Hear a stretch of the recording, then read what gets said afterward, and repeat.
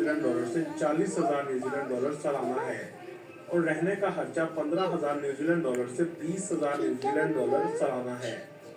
Auckland का सबसे famous sky tower है जिसके ऊपर जाकर लोग वॉक भी करते हैं और पूरे सिटी का नज़ारा लेते हैं।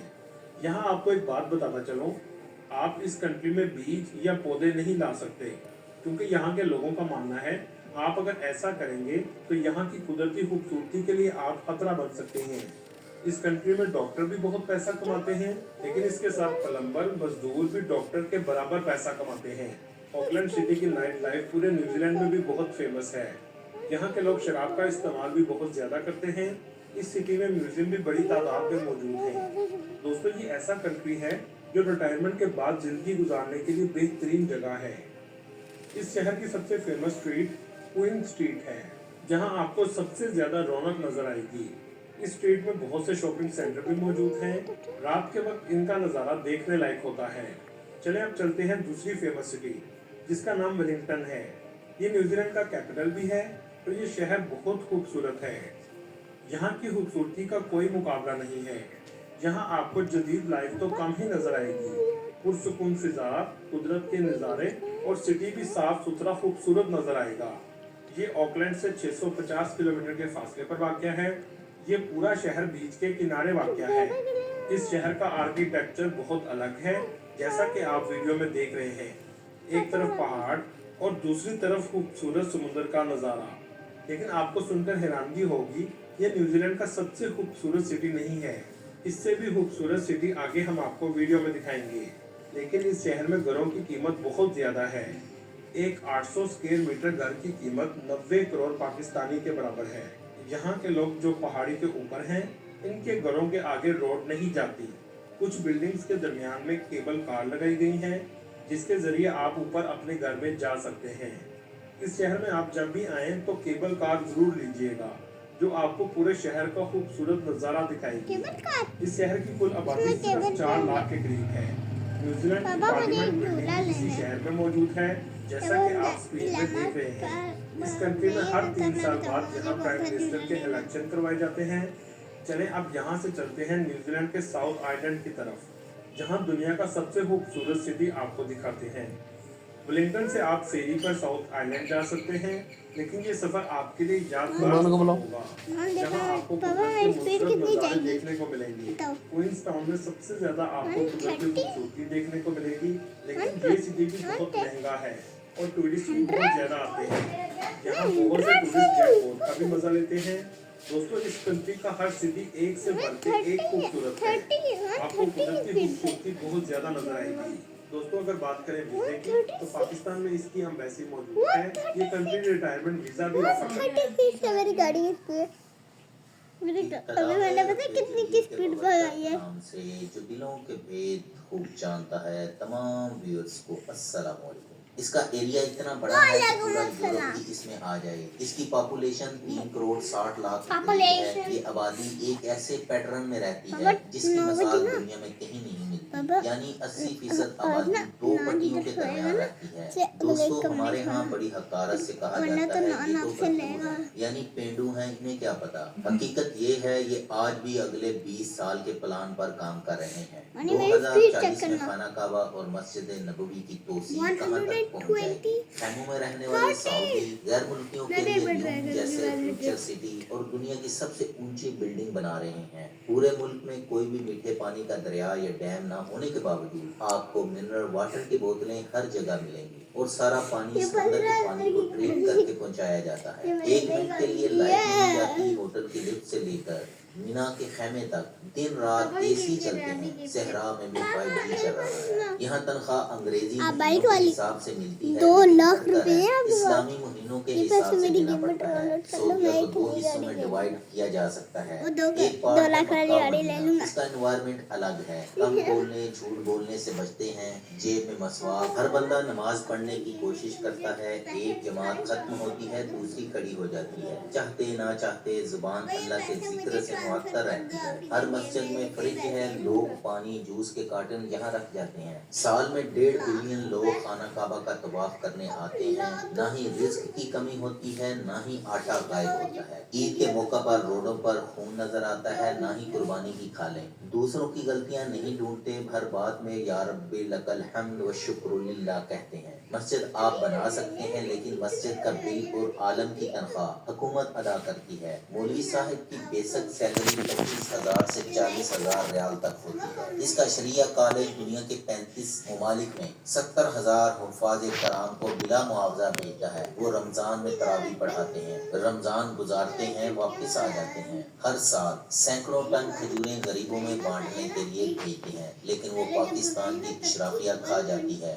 दो लोगों के दरमियान लड़ाई हो जाए, तीसरा कहता है नबी सल्लल्लाहु अलैहि वसल्लम पर दरूद, तो फौरन पीछे हट जाते हैं। किंग अब्दुल्ला यूनिवर्सिटी में मास्टर PhD डिग्री बिल्कुल फ्री है। आपका टका नहीं लगेगा, बल्कि 20 से 30,000 डॉलर सालाना का मिलता है कि आप सिर्फ यहाँ आकर पढ़ लें। मदीनातुल मुनव्वरा में कोई चीज इम्पॉसिबल नहीं है। आप दिल में बस ख्वाहिश करो और ख्वाहिश पूरी। मदीना में बलीला की ऐसी शॉप भी है जिसे आप जाकर कहें मुझे नबी सल्लल्लाहु अलैहि वसल्लम पर दरूद के बदले बलीला दे दें, वो आपको बिल्कुल फ्री खाने के लिए दे देंगे। आप सल्लल्लाहु अलैहि वसल्लम ने फरमाया था कुर्बे क़यामत दीन सिमट के मक्का मदीना में वापस आ जाएगा। हमारे यहाँ के लोग कहते हैं इमाम काबा और मदीना के इमाम के पीछे नमाज नहीं होती। कितनी हैरान कुन बात है। दूसरा पार्ट है बाकी सऊदी अरब, जहाँ लोग काम करते हैं, बिजनेस करते हैं, रहते हैं, बच्चे स्कूल जाते हैं, इकामे की फीसें अदा करते हैं। जब आपका कफील सिस्टम से पाला पड़ेगा, इट वॉज शॉकिंग। वो सऊदी अरब बिल्कुल अलग है। सऊदी अरब और तुर्की में 1517 से इख्तलाफात हैं। तुर्कों ने आले सऊद के तमाम मर्द कत्ल कर दिए थे, सिर्फ चंद मर्द बचे थे। अरबों का ये भी कहना है कि 1492 में तुर्कों के सामने गरनाता में मुसलमानों को गाजर मूली की तरह काटा गया। इन्होंने इनका साथ नहीं दिया और इनके सामने ही ईस्ट इंडिया कंपनी ने मुगल सल्तनत पर कब्जा कर लिया। इन्होंने बरसगीर के मुसलमानों का भी साथ नहीं दिया। हाँ, जंगे अजीम अव्वल में जर्मनों का साथ देने पहुंच गए। लिहाजा ये हमेशा तुर्की से फासले पर रहे। ये मैं आपको आगे चलकर बताऊंगा। स्पाइडर टीवी पर नए आने वालों को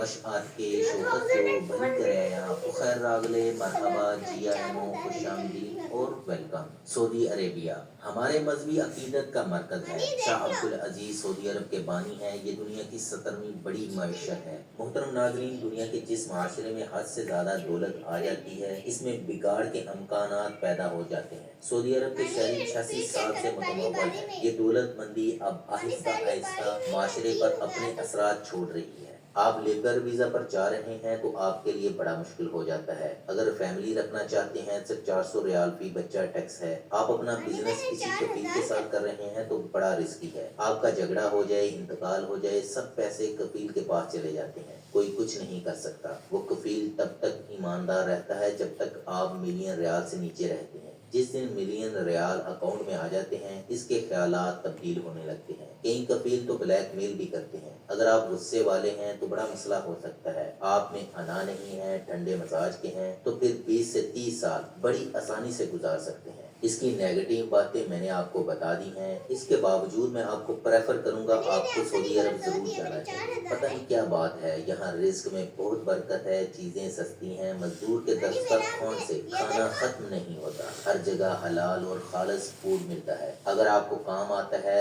आपकी मुदीर यानी मैनेजर से बनती है, तो कोई आपको तंग नहीं करेगा। हमारे यहाँ जो गाड़ी 20 लाख की है, वो यहाँ 2 लाख में मिल जाती है। यानी हर बंदा बड़ी आसानी से गाड़ी खरीद सकता है, पेट्रोल की टैंकी फुल रख सकता है, हज उम्रा कर सकता है। आज आप पाकिस्तान से हज पर जाएं तो 15 लाख और उम्रा पर 4 लाख लग जाते हैं। जो सुकून बैतुल्ला में तवाफ करके और रोज़ा रसूल सल्लल्लाहु अलैहि वसल्लम पर सलाम अर्ज करके मिलता है, दुनिया में कहीं नहीं मिलता। जब दिल करे टैक्सी पकड़ें, मक्का मदीना पहुंच जाएं। इसकी आबो हवा में सुकून है, खुले दिल के लोग हैं, खूब खाते हैं और खाना खिलाने का बहाना बनाते हैं। ये खाना अकेले खाने की बजाय ये खाना लेकर पार्क और मसाजिद में पहुंच जाते हैं, ताकि वाक भी हो जाए और साथ साथ मेहमान नवाजी।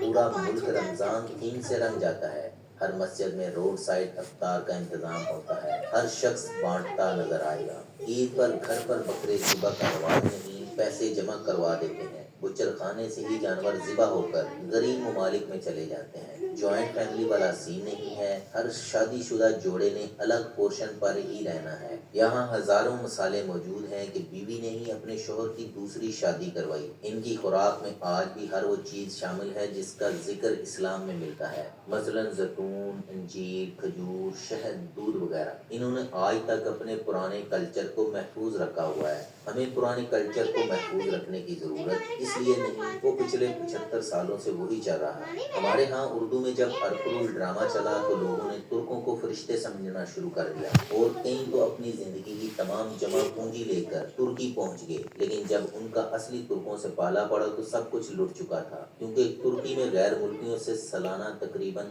8 ارب ڈالر لوٹ لیے جاتے ہیں، اور 6 سے 8 ماہ ان کی سماعت نہیں ہوتی۔ اللہ کسی بھی قوم کو بلا وجہ تباہ نہیں کرتا، اس کے کرتوت ہی انہیں تباہ کرواتے ہیں۔ اس لیے سلطنت عثمانیہ کو سمجھنے کے لیے ہمیں ترک ڈراموں کی بجائے تاریخ میں جانا پڑے گا۔ 1453 میں سلطنت عثمانیہ قائم ہوئی تھی۔ سلطان محمد دوم نے قانون بنا دیا تھا، اس کا جو بھی بیٹا سلطان بنے وہ اپنے تمام بھائیوں کو قتل کر دے۔ بھائیوں کے قتل کا قانون عثمانی تاریخ کے سب سے سیاہ ترین قانون میں سے ایک ہے، اور اسلام کسی بے گناہ کو قتل کرنے کی اجازت نہیں دیتا۔ اس قانون کی تباہ کاریوں کی ایک جھلک آپ کے سامنے رکھتا ہوں۔ سلطنت کے 12ویں سلطان محمد سوم نے پہلے ہی دن اپنے 19 بھائیوں اور 20 بہنوں کو قتل کروا دیا تھا۔ کیا یہ اسلام ہے؟ اور 1517 میں مدینہ پر قبضہ کرنے والا سلطان سلیم اول اپنے باپ کو قتل کر کے سلطان بنا تھا، اور اس کے پوتے سلیم ثانی نے تخت پر بیٹھتے ہی شراب کو جائز قرار دے دیا تھا۔ جزیرہ عرب پہلے بنیادی طور پر حجاز، نجد، احساء اور اسیر پر مشتمل تھا،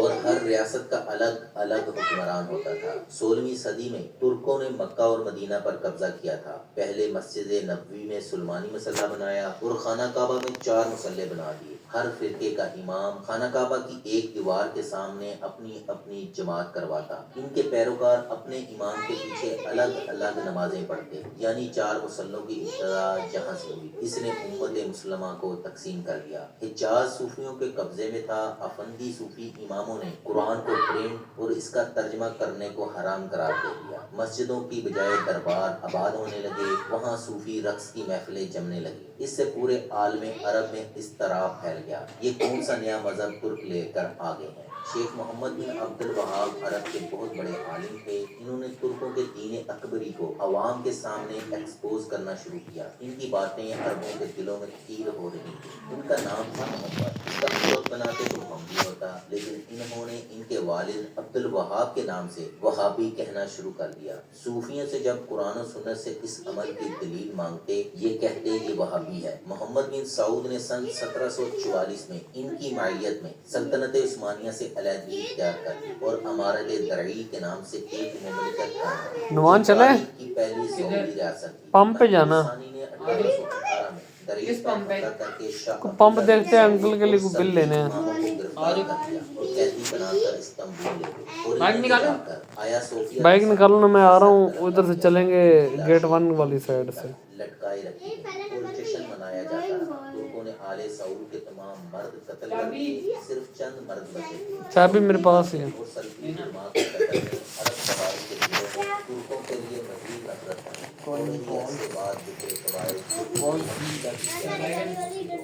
ریاض تک کا کنٹرول دوبارہ سے حاصل کر لیا۔ دوسری سعودی ریاست کی بنیاد رکھی گئی، اور یہ سن 1898 تک قائم رہی۔ ترکوں اور عربوں میں تصادم ہوتے رہے۔ آل سعود کی قسمت کا ستارہ طلوع و غروب ہوتا رہا۔ شاہ عبد العزیز ایک عالم اور مہم جو شخصیت تھے۔ مورخ جیمز ویب برانٹ لکھتے ہیں، شاہ عبد العزیز جب ریاض کی طرف نکلے تو ان کے ساتھ محض 40 لوگ تھے، لیکن ریاض کے راستے میں عرب قبائل ان کے ساتھ شامل ہوتے گئے، اور شاہ عبد العزیز نے 1902 میں اپنے خاندان کے آبائی علاقے ریاض کا کنٹرول دوبارہ سے حاصل کر لیا اور تیسری سعودی ریاست قائم کر دی۔ حقیقت یہ ہے کہ ہر عروج تو زوال ہے۔ فرسٹ ورلڈ وار میں ترکی نے جرمنی کا ساتھ دیا اور ترک یہ جنگ ہار گئی، اور اس طرح سلطنت عثمانیہ ٹوٹ گئی۔ 23 ستمبر 1932 میں مملکت کا نام العربیہ سعودیہ کر دیا گیا۔ اسلام کو سرکاری مذہب، قرآن پاک ملک کا آئین، شریعت حکومت کی بنیاد، عربی کو سرکاری زبان اور ریاض سٹی کو دارالحکومت قرار دے دیا گیا۔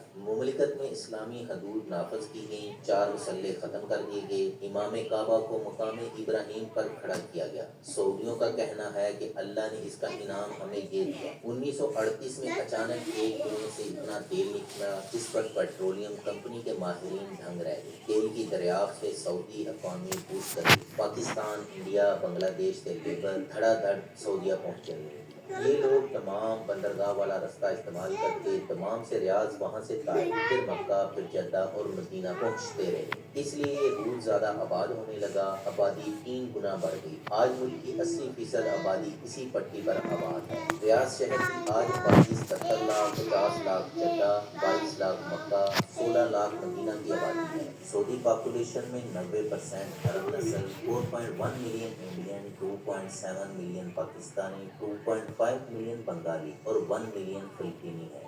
2015 में किंग सुलेमान ने इक़्तिदार संभाला। मोहम्मद बिन सुलेमान इनकी तीसरी अहलिया के वतन से हैं। पहले ये वज़ीर दिफा बने और फिर वली अहद। MBS समझते हैं सऊदी अरब तेल की बुनियाद पर ज़्यादा अरसा नहीं चल सकेगा। हमें इंडस्ट्री, स्पोर्ट्स, सियाहत और स्टॉक एक्सचेंज पर तवज्जो देना होगी और ये करप्शन के खिलाफ है। चुनांचे मोहम्मद बिन सुलेमान ने सऊदी अरब के 38 ताकतवर तरीन लोग गिरफ्तार कर लिए। इन्होंने अपने बिजनेस पार्टनर के नाम हुकूमत को दे दी। इन पार्टनर्स में पाकिस्तान और लुबनान के साबिक वजीर आजम भी शामिल थे। सऊदी मीडिया के मुताबिक ये लोग शाही खानदान के लिए मनी लॉन्ड्रिंग करते रहे। सऊदिया ने इनको रियाद बुलाया और ये 15 दिन हिरासत में रहे, रकम वापस की और वापस चले गए। सऊदियों को बहुत ज़्यादा वसाइल मिलते रहे हैं।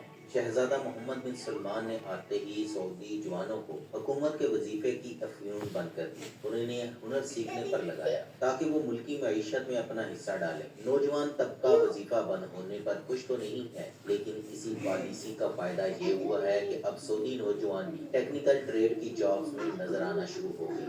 आपको 12 से 14 साल के सऊदी बच्चे बच्चियां सिंग, भुट्टे, चिप्स, शवारमा सेल करते नजर आते हैं। मुल्क की 60% आबादी यूथ है। जाहिर सी बात है जब इतनी नौजवान नस्ल है तो वो प्रेफर करेंगे कि यूथ को जॉब दी जाए। खातन की तालीम और जॉब्स पर बहुत काम हो रहा है। एयरपोर्ट पर, इमिग्रेशन पर भी खातन मिलती है। चुनांचे शहजादा मोहम्मद बिन सलमान ने औरतों को ड्राइविंग की इजाजत दे दी है और इनका नौकरियों में भी कोटा बढ़ा दिया गया है। औरतों को हट्स बनाकर दिए गए हैं ताकि ये अपने बिजनेस कर सकें। हर माल में कैशियर सऊदी लड़कियां नजर आती हैं, यानी जो काम सऊदी कर सकता है वो किसी पर बाहर का बंदा नहीं रख सकता। एजुकेशनल मॉडल बिल्कुल तब्दील कर दिया गया है। टेक्निकल और साइंसी मज़ामीन को बढ़ाया जा रहा है। पिछले 10 सालों में हजारों सऊदी जवान दुनिया की बेहतरीन यूनिवर्सिटियों से टेक्निकल, फाइनेंशियल और साइंसी तालीम हासिल करके आ चुके हैं और इसका रिजल्ट सऊदी अरब में जद्दा के किंग फहद अस्पताल में उस वक्त नजर आया जब पहली मर्तबा रोबोट के जरिए घुटने के जॉइंट तब्दील करने का कामयाब ऑपरेशन किया गया, जो मुमलिकत में अपनी नौयत का पहला ऑपरेशन था। विजन 2030 भी दे दिया गया। सहरा में $500 बिलियन की लागत से मॉडर्न न्यू सिटी बनने लगा। ये सोया हुआ शेर अब जाग रहा है और जिस स्पीड से भाग रहा है तो आने वाले 10 सालों में न सिर्फ मशरक़ वस्ता की सबसे बड़ी जदीद मईशत बन जाएगा। सऊदीया में जितने पुल, सड़कें, इमारतें और इदारे अगले 10 साल में बनने जा रहे हैं, इतने शायद पूरी दुनिया में न बन सके। न्यू प्रोजेक्ट तो खैर सब लोग जानते ही हैं, लेकिन इस जैसे 2-3 और भी जदीद शहर तमीर हो रहे हैं। आधा जद्दा शहर नई तामीर के लिए गिरा दिया गया है और ये तामीर इतनी बड़ी होगी कि 2025 तक तो सिर्फ जद्दा गिरता रहेगा, फिर जाकर तामीर शुरू हो सकेगी। दुनिया की सबसे बड़ी ऑयल कंपनी आरामको के शेयर भी लॉन्च कर दिए गए। स्पोर्ट्स में अरबों डॉलर की सरमायाकारी कर दी गई, जिसमें सऊदी प्रो लीग, फार्मूला 1 और LIV गोल्फ शामिल है। रोनाल्डो की आमद ने सऊदी अरब में फुटबॉल लीग को बदल कर रख दिया है। नई नस्ल बिजनेस में आ चुकी है और ये नई नस्ल भाईचारे की बजाय कारोबार को अहमियत देती है। सऊदी वली अहद G20 कॉन्फ्रेंस के लिए भारत गए थे। कॉन्फ्रेंस 10 सितंबर को खत्म हुई थी, मगर वली अहद 11 सितंबर की रात तक भारत में रहे। ये कॉन्फ्रेंस के बाद भी भारतीय ताजरों, सनतकारों से मुलाकातें करते रहे। क्यों? क्योंकि इन्हें भारत में बिजनेस के मौके नजर आ रहे हैं। भारत और सऊदी अरब के दरमियान इस वक्त $5 खरब की तिजारत है, जबकि हम जब भी सऊदी अरब जाते हैं पैसे मांगने जाते हैं। चुनाचे ये लोग फिर हमारी इज्जत क्यों करें? अब सऊदी अरब चेंज हो रहा है, बहुत सी सहूलियात आ गई हैं, सऊदियों के पास पैसा बहुत है, ये नए से नए आइडियाज पर बेदरेग माल खर्च करते हैं। सऊदी अरब का कारोबारी और टेक्नोलॉजी की फील्ड में बूम चल रहा है। आप blockchain, data scientist, cyber security, IT या इमर्जिंग टेक्नोलॉजी के माहिर हैं, आपको जॉब बड़ी आसानी से मिल जाती है। यहाँ पेपाल, अमेजोन, फेसबुक, यूट्यूब से भी अर्निंग कर सकते हैं। अगर आपके पास 8 लाख रियाल हैं तो SE1 के जरिए सऊदीया का ग्रीन कार्ड भी हासिल कर सकते हैं। अपनी फैमिली को अपने साथ लाइफ टाइम रख सकते हैं, मुलाजिम बुला सकते हैं, घर खरीद सकते हैं, बिजनेस कर सकते हैं। मक्का मदीना के अलावा दीगर शहरों में लीज पर जमीन ले सकते हैं। ये महंगा सौदा नहीं है। अगर आप 20,000 रियाल से ज्यादा कमाती हैं तो आप अपने खानदान के लोगों को अपने इकामा पर बुला सकते हैं। किसी कफील को पैसे देने की जरूरत नहीं। आप सऊदी इन्वेस्टमेंट अथॉरिटी यानी सागिया के थ्रू प्रॉपर अपनी कंपनी रजिस्टर करवाएं और कंपनी के जरिए ही खुद को इकामा दें, अपने भाइयों को वीजा दें, अपनी कंपनी से एंट्री